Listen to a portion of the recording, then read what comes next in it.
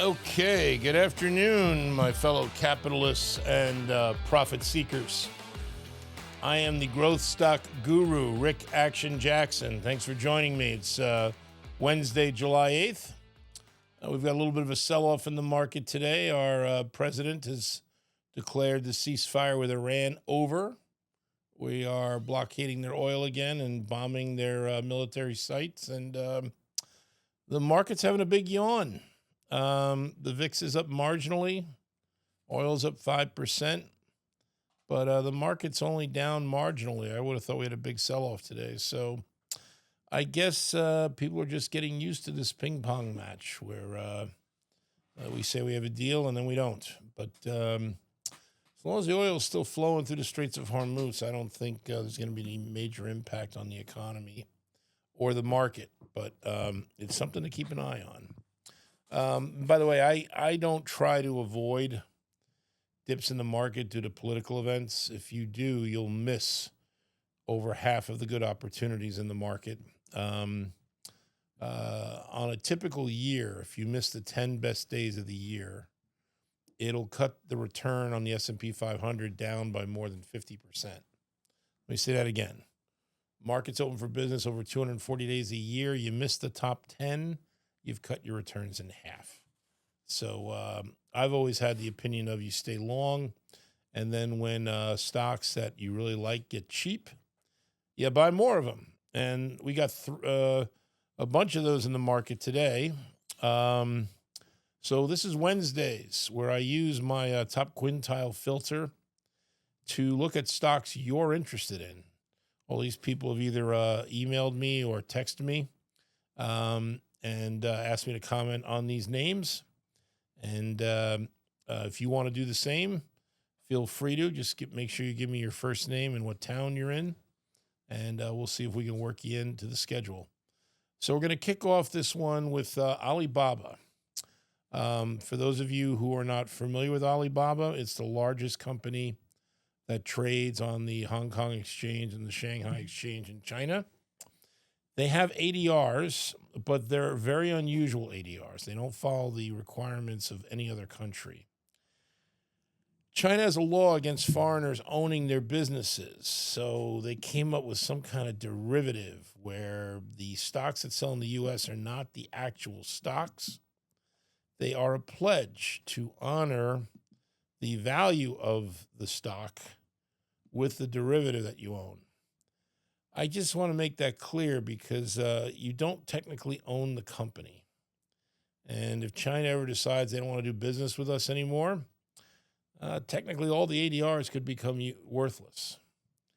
And the current president of China, Xi, he's made a lot of decisions that have made a lot of business people nervous.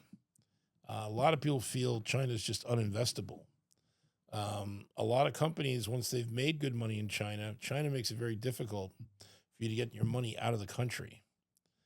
So I'm going to start off by saying I'm anti-investing in China until they either have new economic policies or they get a new premier.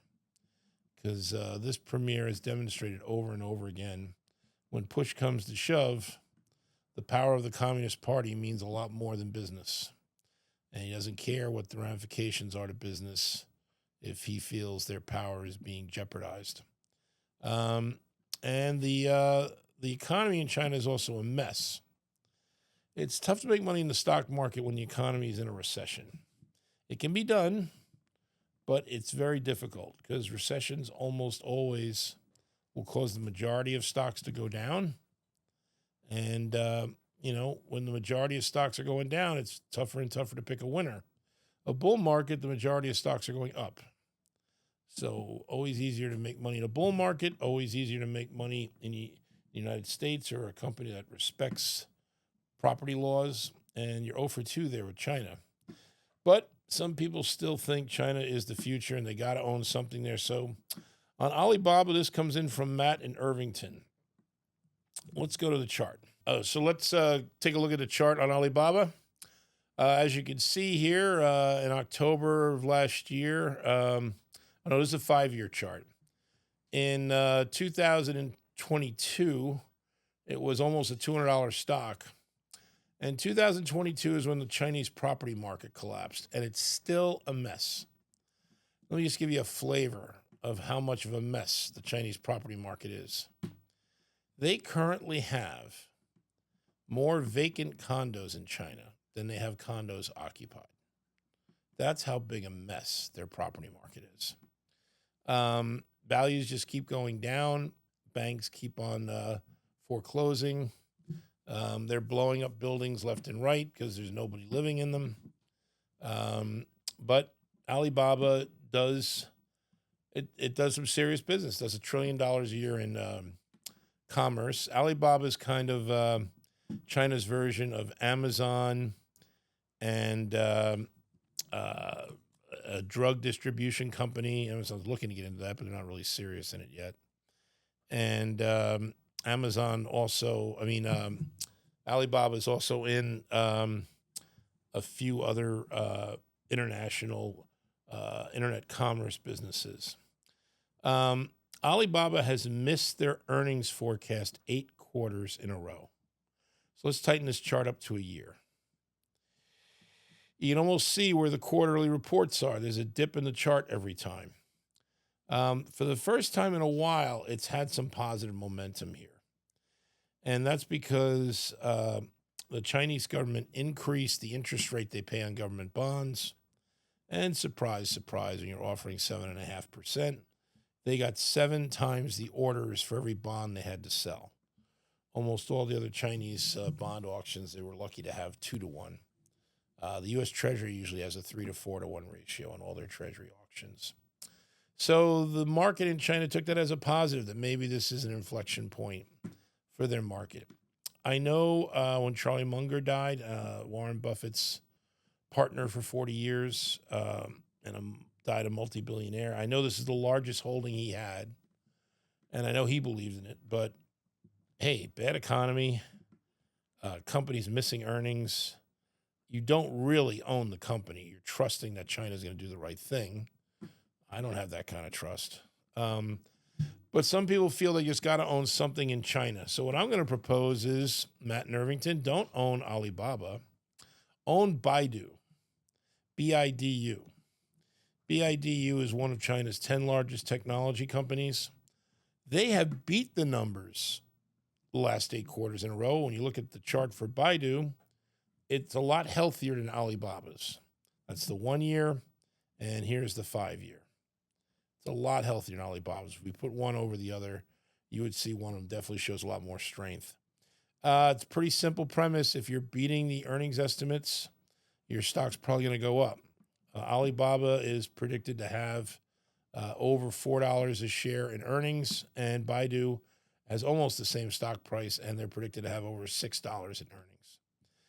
Baidu is kind of a mini YouTube in the China market. They also own their own semiconductor plant, and they also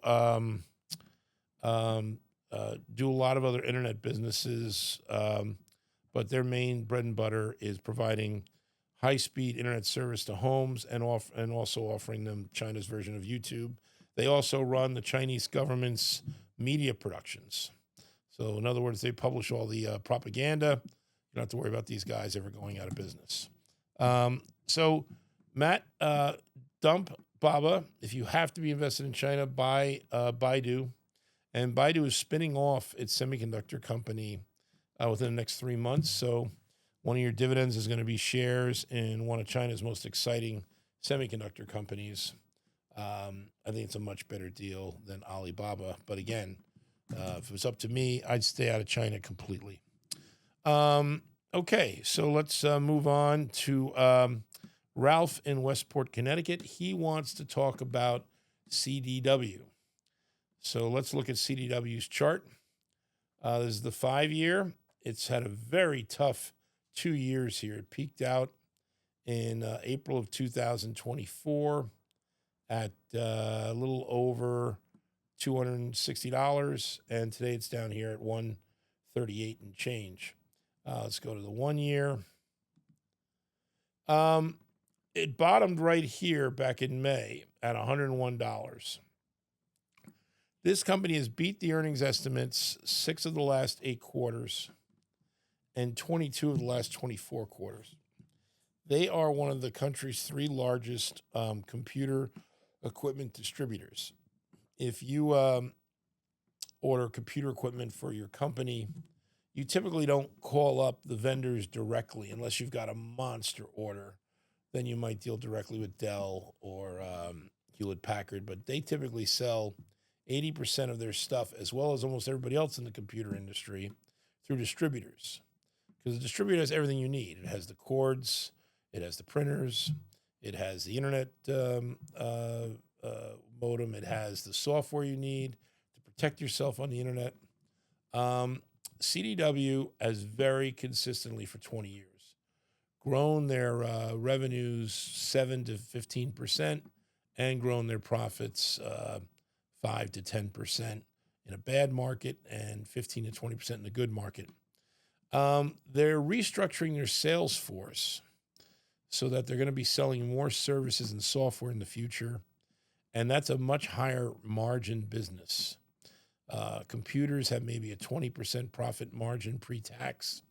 After all the interest and taxes, CDW made maybe 5 or 6 cents on the dollar.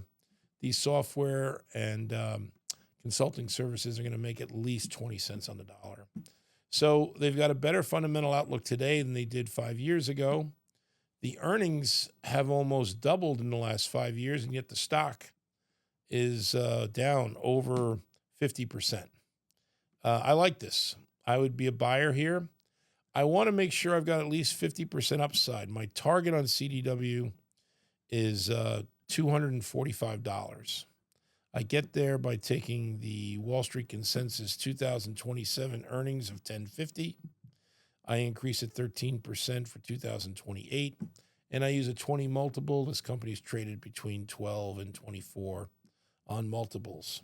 If you own this one, Ralph, hold on to it. If you're thinking of buying it, again, I'm not a financial advisor, but I would find this a good value at 140 or less. I wouldn't chase it after that, not because it's not a good company, not because it won't make you money, but if I'm going to put my money into a company, I want to know I got a good shot at making over 50% in 2 years. This company normally, I'm going to go back to the 5-year chart. This company normally will make 10 to 30% a year, but putting 2 30% years together in a row is rare for this company. But I think coming out of these depressed prices and with their earnings never missing a beat, it's not down because the company's business is down. It's down because Wall Street was negative on technology stocks in general. I think this has a better than 50-50 shot of making you 50% in 2 years or less. So hold on to CDW or buy it if you are so inclined. Again, not financial advice, education. Check with your financial advisor to see if the risks and the asset allocation to this stock is proper for your situation. Next stock comes from Miles in Dobbs Ferry. He wanted to know about Rivian, RIVN. This is Rivian's 5-year chart. Came out of the gate on a great IPO, peaked within a week up at $125. It's down here at 16, but it's up a lot from a year ago.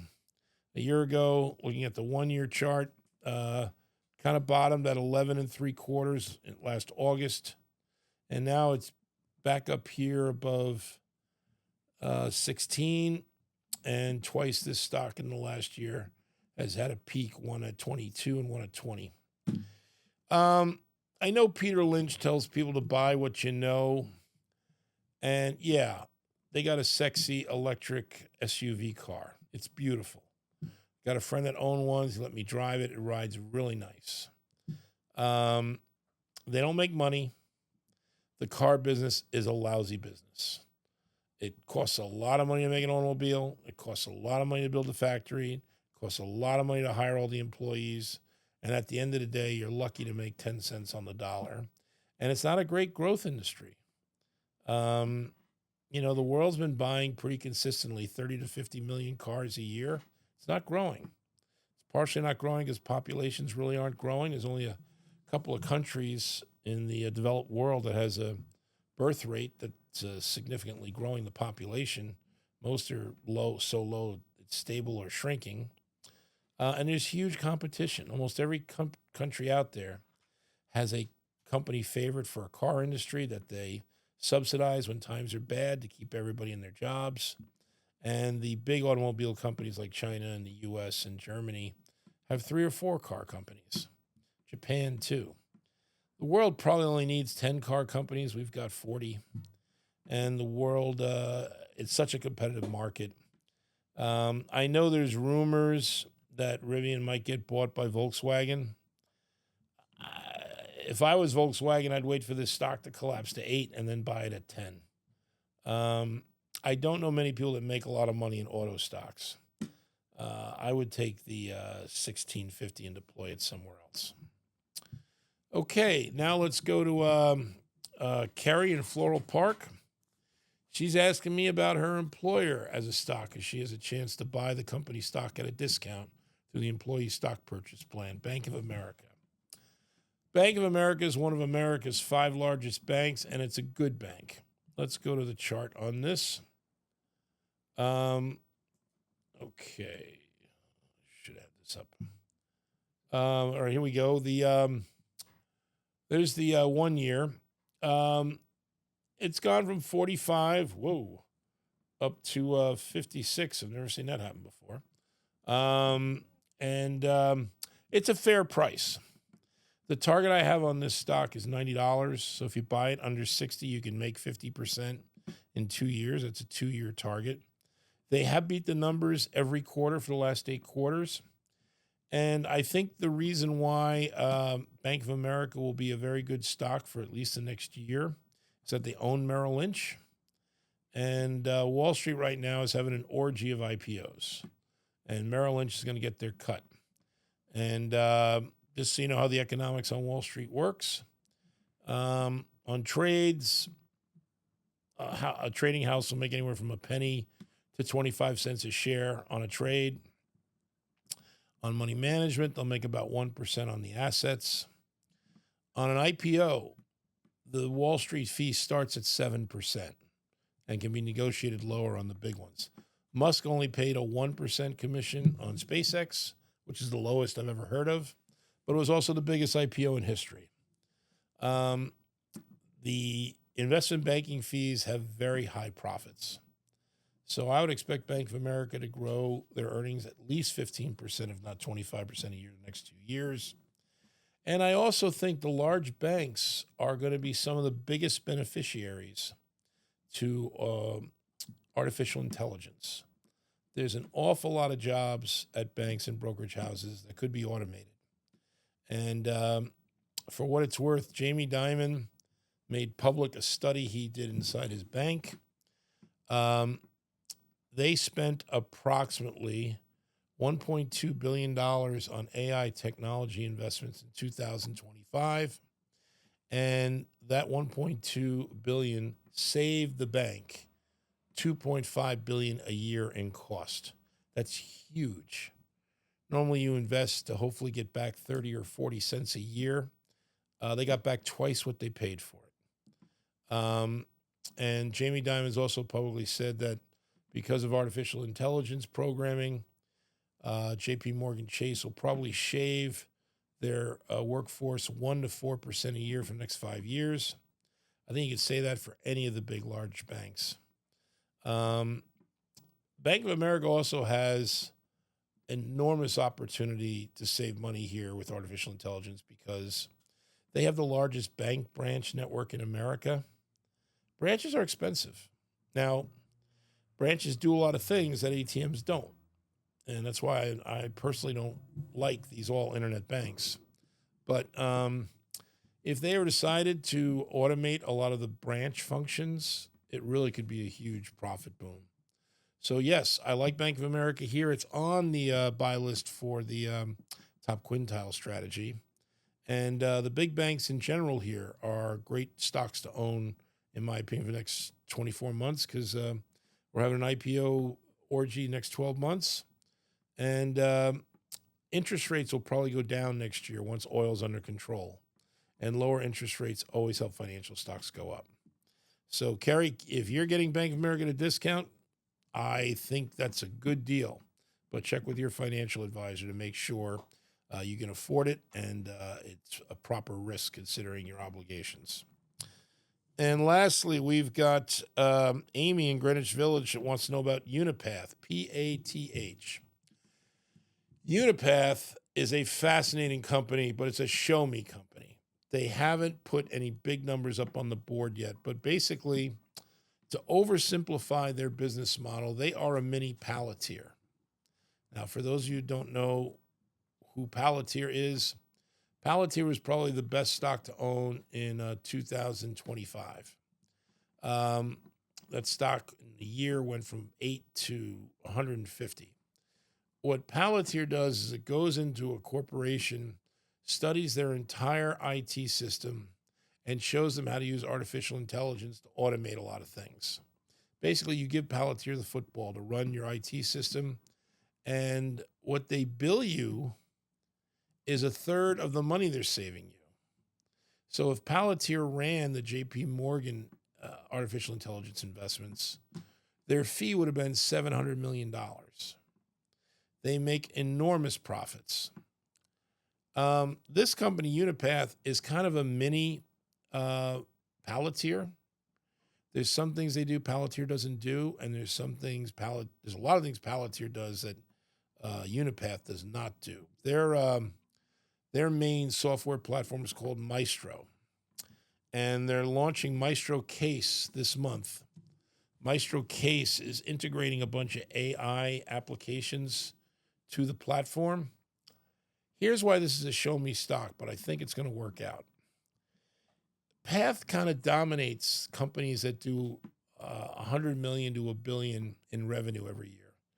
Palantir hasn't gotten down to companies that size. Palantir works with big governments, big military budgets, and big, large enterprise corporations. UiPath likes to claim that they've got 40 Fortune 1000 clients, but they don't make money. And I'm not the biggest expert on their sales process, but here is how I understand the numbers work. Just like Palantir, all of UiPath's solutions require an enormous amount of custom software to their standard platform to integrate with all the different software that the company's using that they're helping to modernize. Well, if you're a small company doing 100 million to 500 million a year, UiPath bills you for that, and you really don't got anywhere else to go, so you're going to pay it. But I hear that when UiPath goes after the Fortune 1000 companies, they close the deal basically by not charging for the customization, which saves that company their customer a lot of money. And that's how they're winning the deal. They're winning on price, but they're not making money.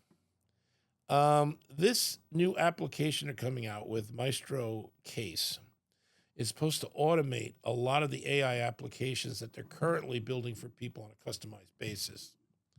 So if they can eliminate half of the customized work they do for free, it should have a significant impact on the earnings.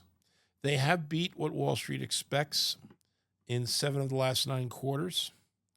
And I think this application is going to cause a breakout in their revenue. So let's go to the chart here. This stock has had a stormy ride since it went public. It went public in October of 2022, and it spiked all the way up after the IPO to $64.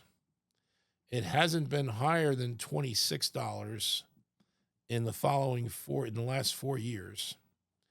And lately it's been showing some spikes, but hasn't been able to hold on to those increases in price. They're showing good revenue growth, but they're not showing profits. Last quarter, they had a record 15 cents a share in earnings, and the stock got above 10 and got all the way up to, I think it was 16 it peaked out at, or 17. And they're supposed to do 15 cents again this quarter, but then they have 2 large contracts that they said are very profitable. They're closing the 3rd and 4th quarter. So they're looking at 79 cents for this year and a very conservative 91 cents in 2027. It's very easy to come up with a target price on this company in the 20s. If they beat the next 3 quarters, like they have in 3 of the last 4 quarters, this should easily be a $22, if not a $28 stock. This is on the buy list on my disciplined top quintile strategy. And it's not my favorite small stock on that list, but it's one that I do personally own. And I think here, under $12 is a very good place to be entering the stock. I wouldn't chase it past 13, but 11 to 12, you've got real value here. Stock selling at less than 15 times earnings.